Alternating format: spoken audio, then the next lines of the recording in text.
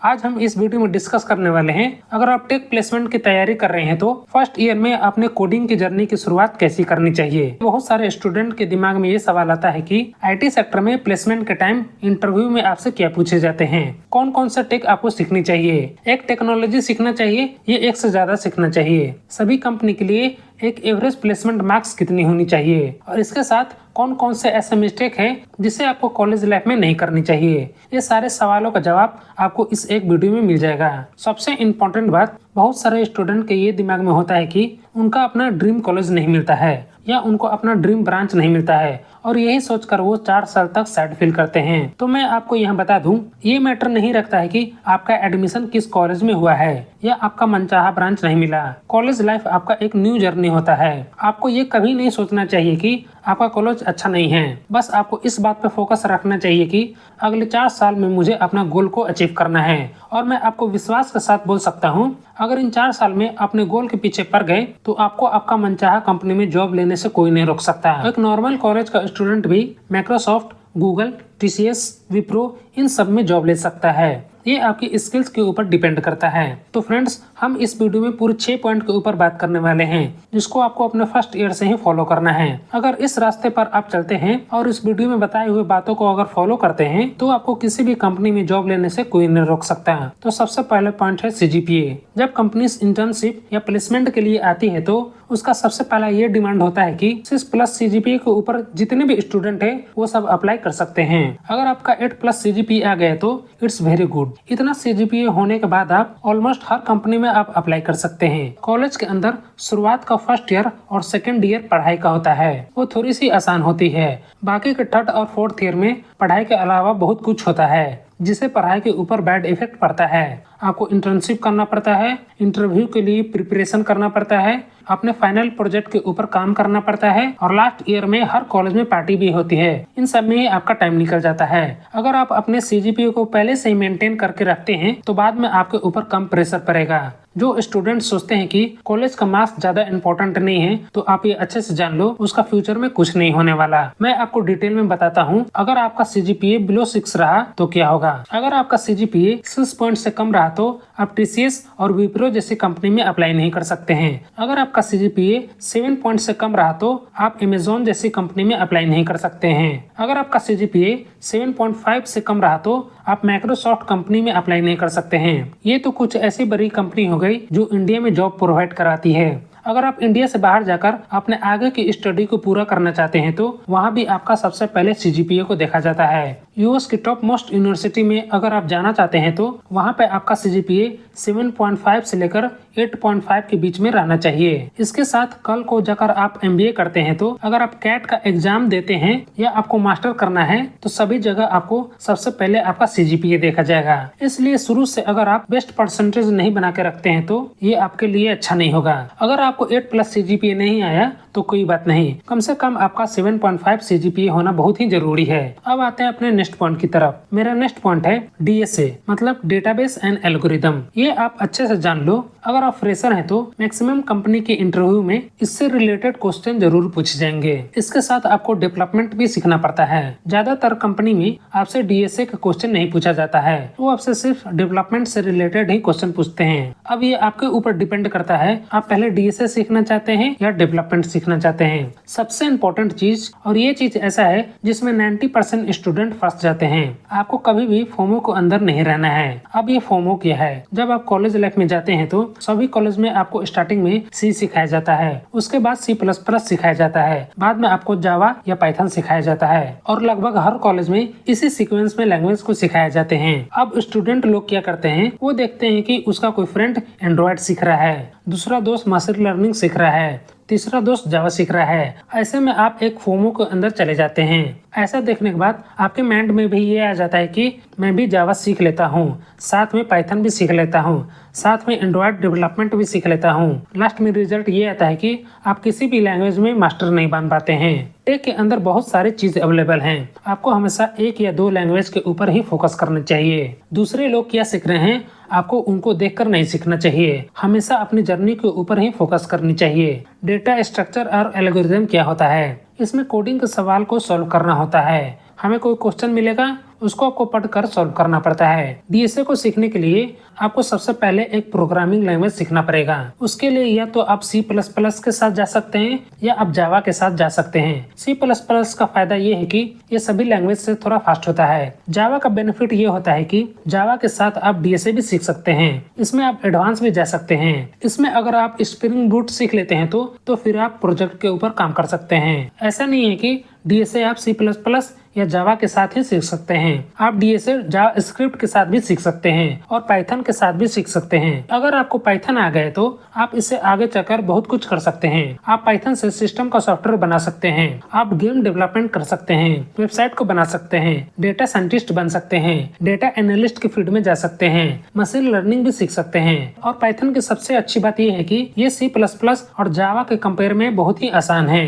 जो प्रोग्राम जावा और C++ में लिखने में 10 to 15 लाइन लगते हैं, वहीं आप पाइथन में 2-3 लाइन में ही प्रोग्राम को लिख सकते हैं। अब यहाँ पे कई स्टूडेंट का ये सवाल होता है कि हमें एक प्रोग्रामिंग लैंग्वेज सीखनी चाहिए या एक से ज्यादा लैंग्वेज सीखनी चाहिए। तो इसका सिंपल सा आंसर है, अगर आप एक प्रोग्रामिंग लैंग्वेज को अच्छी तरीके से सीख लेते हैं, उसमें आप मास्टर बन जाते हैं, साथ में उसमें आप डीएसए भी सीख लेते हैं, तो आपको दूसरा लैंग्वेज सीखने की कोई जरूरत नहीं है। एक लैंग्वेज से ही आप सभी कंपनी में अप्लाई कर सकते हैं। सबसे अच्छी बात, अगर आपका पकड़ एक लैंग्वेज में अच्छा हो गया तो दूसरा लैंग्वेज सीखने में आपको ज्यादा प्रॉब्लम नहीं आएगा, क्योंकि वर्ड में जितने भी प्रोग्रामिंग लैंग्वेज है सभी के लॉजिक सेम ही होते हैं, बस लिखने का तरीका और उनका सिंटेक्स अलग होता है। तो फ्रेंड्स, चलते हैं अपने नेक्स्ट पॉइंट की तरफ। मेरा नेक्स्ट पॉइंट है डेवलपमेंट। डेवलपमेंट के अंदर ज्यादातर 2 टाइप के स्टूडेंट बटे होते हैं। कुछ मोबाइल ऐप डेवलपमेंट सीखते हैं तो कुछ वेब डेवलपमेंट। और डेवलपमेंट में आपको 2 चीज सीखना होता है, एक होता है फ्रंट एंड और दूसरा होता है बैक एंड। और ये दोनों लगभग हर टाइप के डेवलपमेंट में आपको देखने को मिल जाएगा।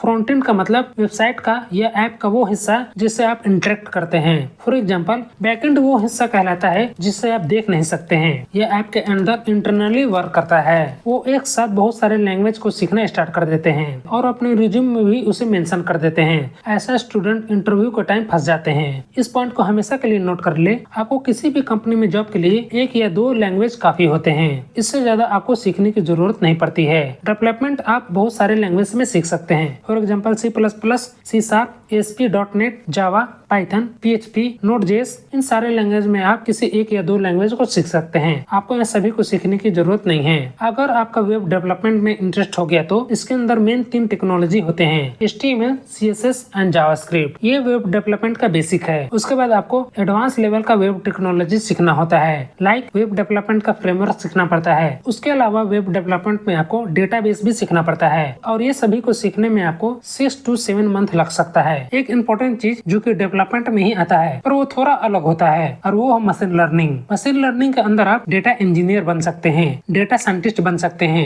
अब बात करते हैं इसमें आपको क्या क्या पढ़ना पड़ता है। इसमें कोडिंग के अलावा अलजेब्रा, कैलकुलस, स्टैटिस्टिक्स, प्रोबेबिलिटी, ये सब आपको पढ़ना होता है। इसके साथ डेवलपमेंट में आपको 2-3 प्रोजेक्ट भी होना चाहिए जिसे आप अपने रिज्यूम में ऐड कर सकते हैं। अगर आप वेब डेवलपमेंट के बारे में जानना चाहते हैं तो इसमें क्या क्या टेक्नोलॉजी होते हैं, कौन कौन से लैंग्वेज होते हैं, कौन सा लैंग्वेज कितने दिन में आप सीख सकते हैं, तो इस वीडियो को जरूर देखें। इसमें आपको सारे डिटेल मिल जाएंगे। चलते हैं अपने नेक्स्ट पॉइंट की तरफ। मेरा नेक्स्ट पॉइंट है CS के 4 फंडामेंटल सब्जेक्ट। इसमें से फर्स्ट है UPS, सेकंड होता है DBMS यानी डेटाबेस मैनेजमेंट सिस्टम, थर्ड होता है OS यानी ऑपरेटिंग सिस्टम और लास्ट होता है CN यानी कि कंप्यूटर नेटवर्क। जो कंप्यूटर साइंस के ब्रांच के स्टूडेंट होते हैं, CSA ब्रांच के जो स्टूडेंट होते हैं, CSDS ब्रांच के जो स्टूडेंट होते हैं, इन सब ब्रांच के अंदर आपको ये चारों सिखाए जाते हैं। अगर आप किसी दूसरे ब्रांच के स्टूडेंट हैं और अगर आप टेक प्लेसमेंट में तैयारी करना चाहते हैं तो आपको भी ये चारों सीखना पड़ेगा। आप इसका प्रिपरेशन यूट्यूब से भी कर सकते हैं, वहाँ आपको इन सारे टॉपिक के ऊपर बहुत सारे वीडियो मिल जाएंगे। तो फ्रेंड्स, मेरा नेक्स्ट पॉइंट है एप्टीट्यूड एंड रीजनिंग। कंपनी में प्लेसमेंट पॉइंट ऑफ व्यू से ये सबसे इम्पोर्टेंट है। IT फील्ड का ऐसा कोई कंपनी नहीं जो एप्टीट्यूड एंड रीजनिंग का टेस्ट नहीं लेती हो। ऑलमोस्ट सभी कंपनी इसका टेस्ट लेती है। आप गूगल में भी चेक कर सकते हैं कौन कौन सी कंपनी इसका टेस्ट लेती है। यहाँ आपको ऑलमोस्ट जितनी भी बड़ी कंपनी है उन सभी का नाम मिल जाएगा।